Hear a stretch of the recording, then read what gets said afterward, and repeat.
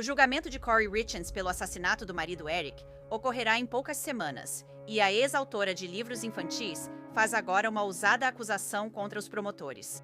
E isso tem a ver com as testemunhas, eu vou explicar tudo. Eu sou Anjanette Levy e este é o Crime Fix.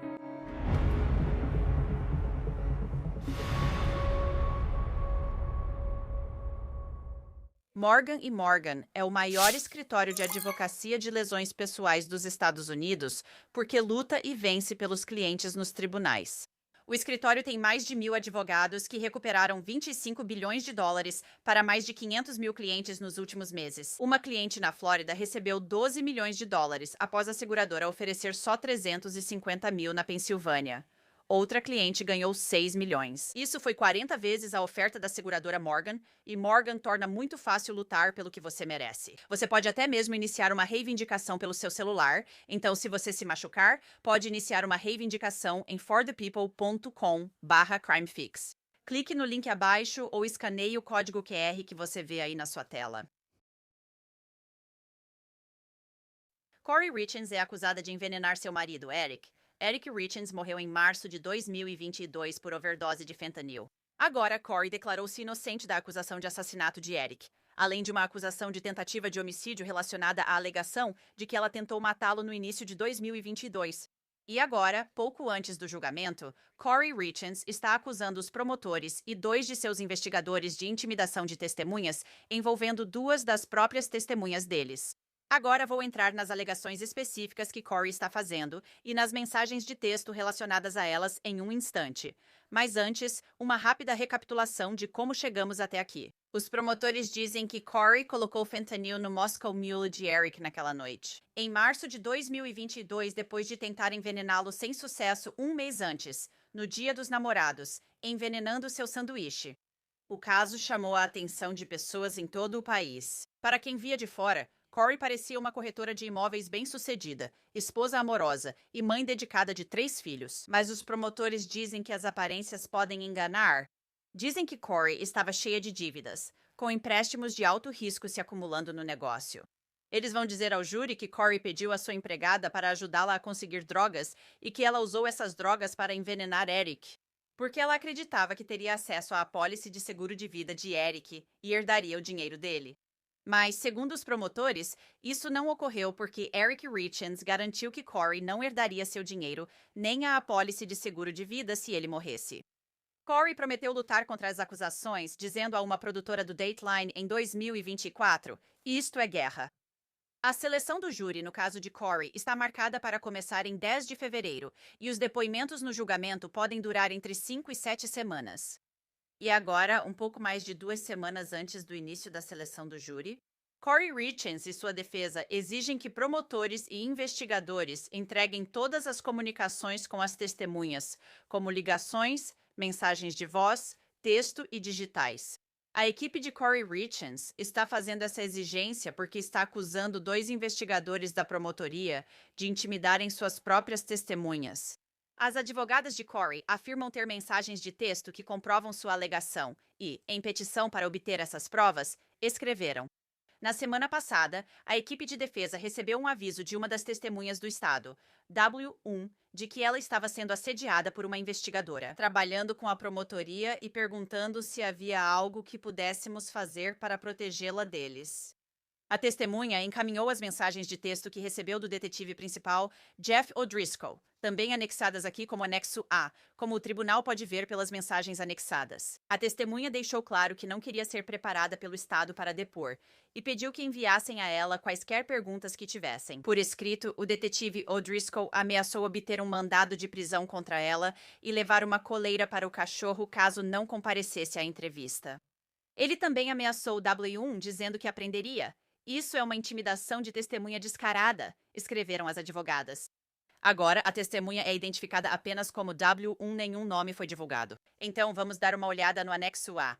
É uma mensagem de texto que foi mencionada entre W1 e a detetive O'Driscoll, escreveu O'Driscoll. "A seu pedido, preciso marcar uma reunião para prepará-la para o tribunal com as promotoras. Você pode fazer isso pelo Zoom, FaceTime, o que preferir. Só precisamos agendar com você. Por favor, responda." A testemunha 1 respondeu: Você pode me perguntar o que quiser por mensagem de texto. Eu não quero ser preparada. Eu não quero ser paga. O que vocês quiserem falar comigo, podem mandar por mensagem, não por xerifes do condado. Vocês são pessoas insensíveis, sugadoras de sangue. Então vão em frente. O quê? A mensagem abaixo parece ser outra parte de outra mensagem de O'Driscoll que diz: Por favor, responda às nossas ligações para que possamos te preparar sobre o que será perguntado. Se não, na próxima vez que bater à sua porta, terei um mandado e um laço para pegar o cachorro, testemunha. Uma pessoa responde: Não preciso ser preparada, me diga o dia e a hora e eu vou comparecer. O'Driscoll respondeu: Está na sua intimação, testemunha. Uma pessoa responde: Tem mais alguma coisa, uma data exata, ou preciso estar lá de 23 de fevereiro a 26 de março? O'Driscoll respondeu: Poderíamos ter conversado se você tivesse respondido.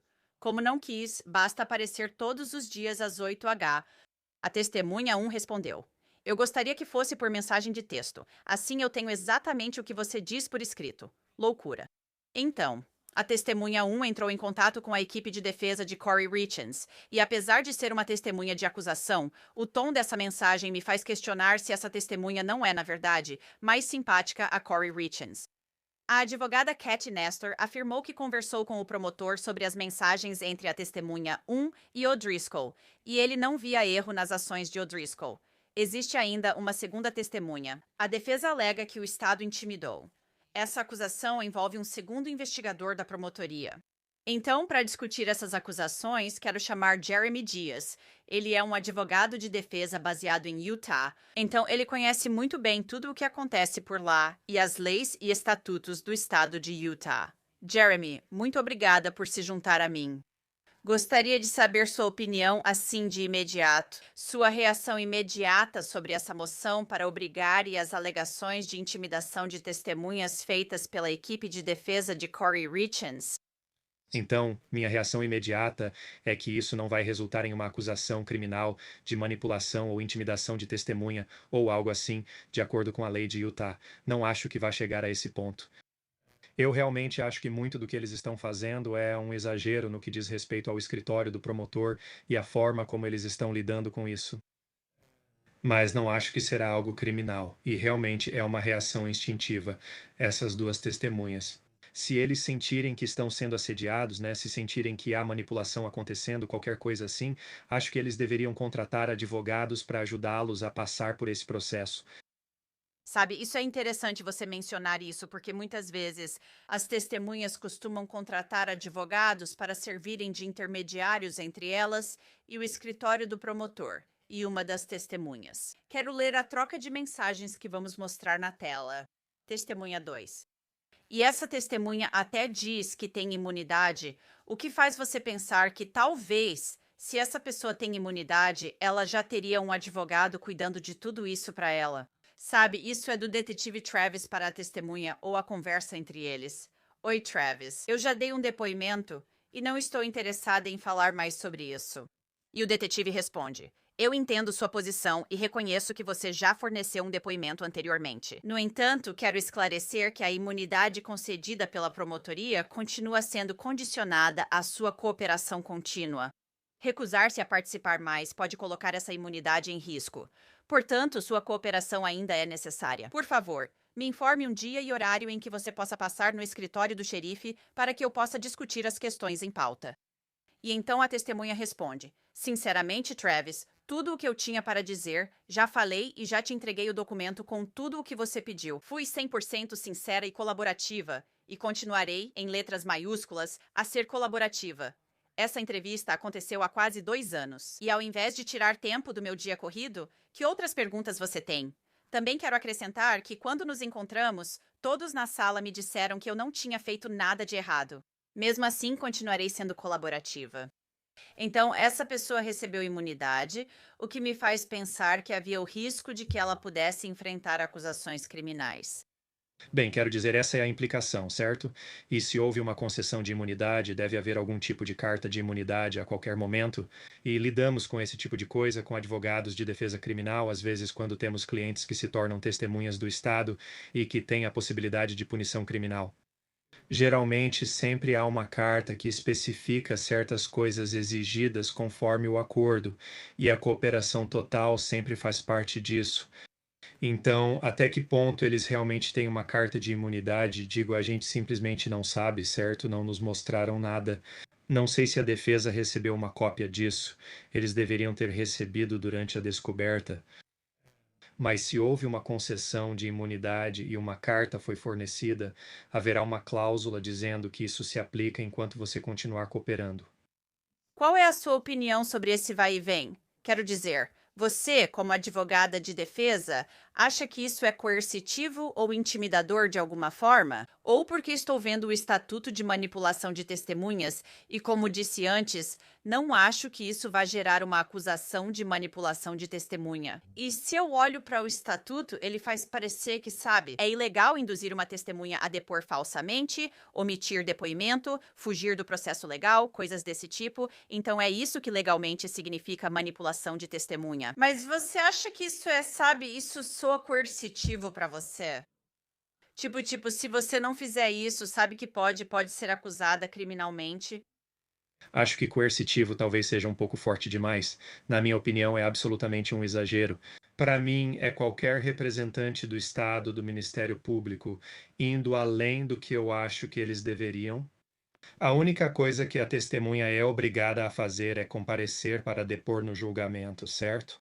O interessante aqui é que, e eu conheço alguns dos promotores dessa equipe, eu costumava trabalhar com alguns deles em uma vida passada, quando eu era promotor, um deles, e isso é meio interessante. Aqui estava um promotor no caso John Swallow. Para quem não conhece o caso John Swallow, eles tiveram um problema com uma testemunha que disse que estaria fora da cidade, então eles passaram pelo processo de conseguir um mandado de testemunha material, basicamente para prendê-lo.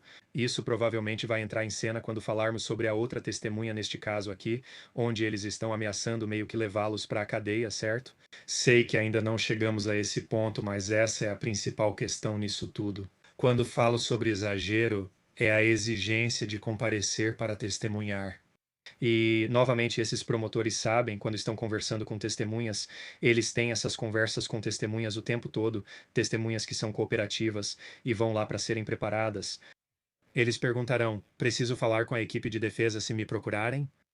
E, de modo geral, a maioria dos promotores com quem trabalhei no passado e que conheço vai dizer que você não precisa.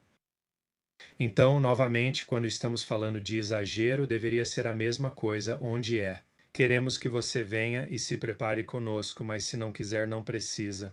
Basta informar que está disposto a comparecer e responder à intimação, como ambas as testemunhas fizeram.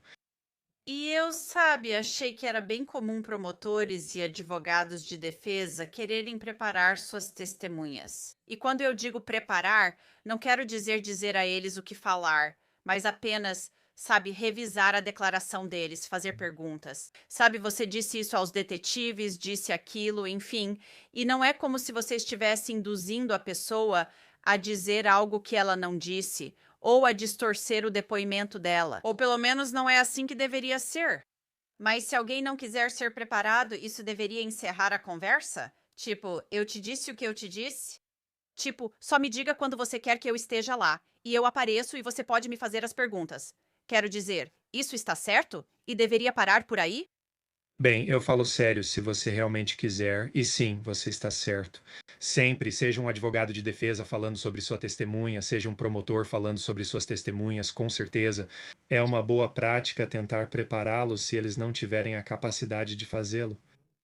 Não vejo nada de errado, não vejo problema nenhum em dizer: bem, nós realmente gostaríamos de sentar e conversar com você. Só porque o julgamento é algo bem diferente do que você já viveu ao sentar conosco. Queremos te preparar e garantir que tenha os materiais necessários para isso. Para você se familiarizar com o que disse no passado e se preparar para esse tipo de situação.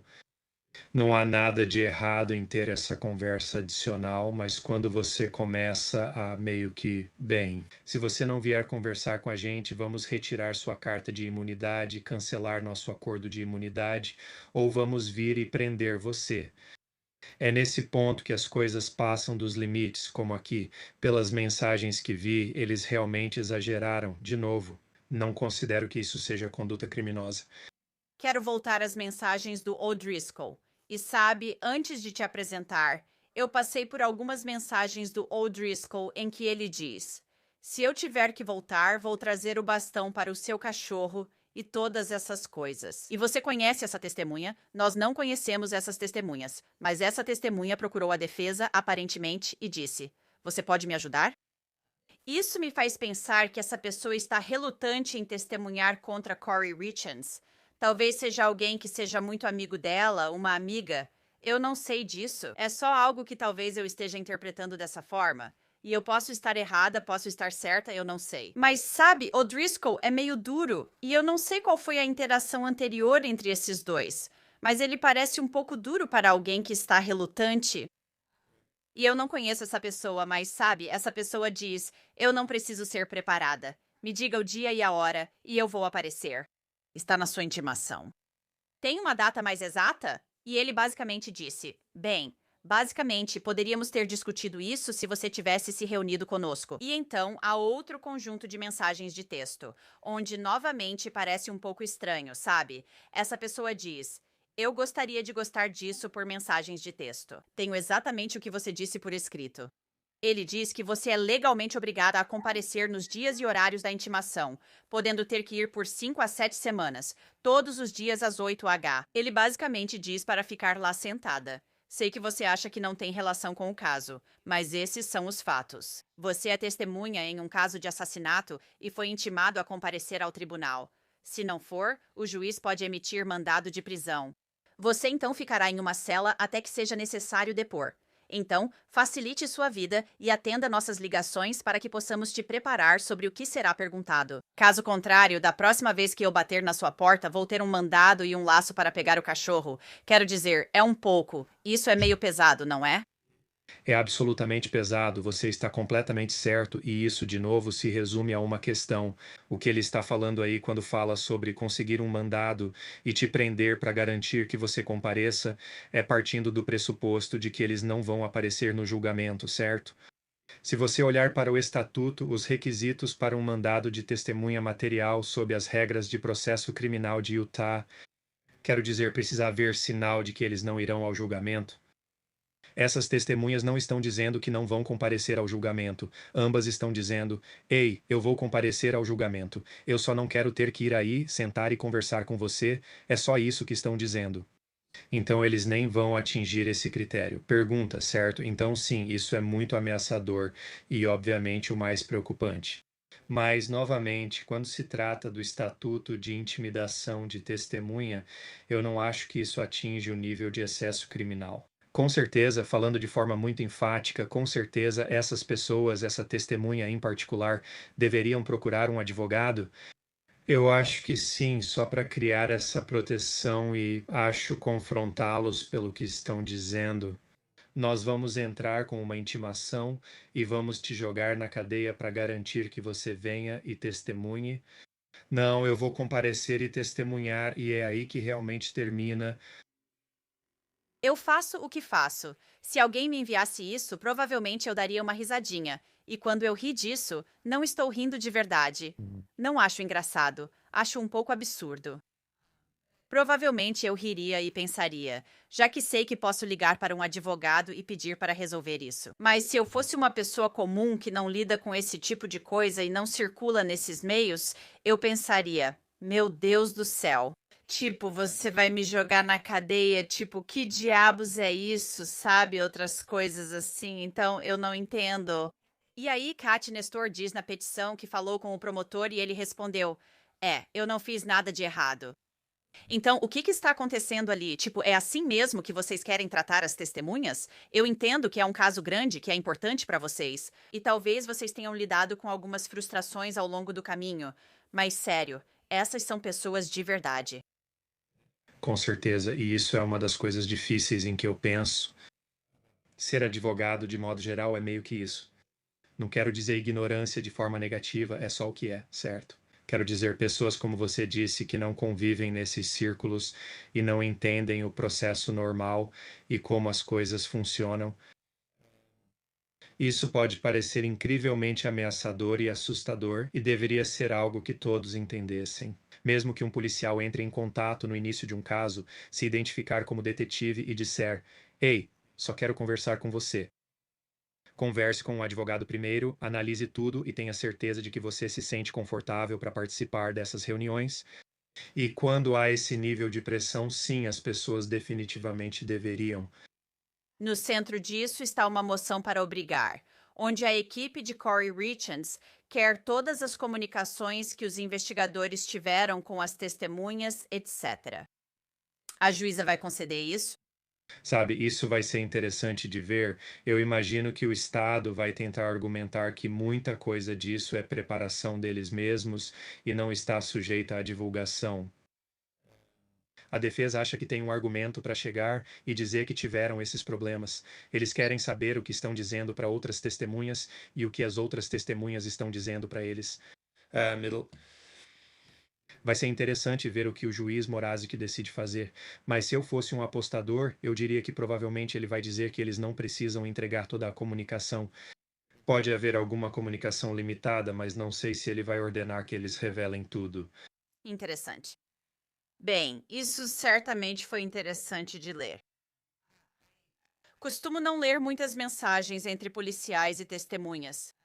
Acho que essa talvez não seja a melhor forma de lidar com isso.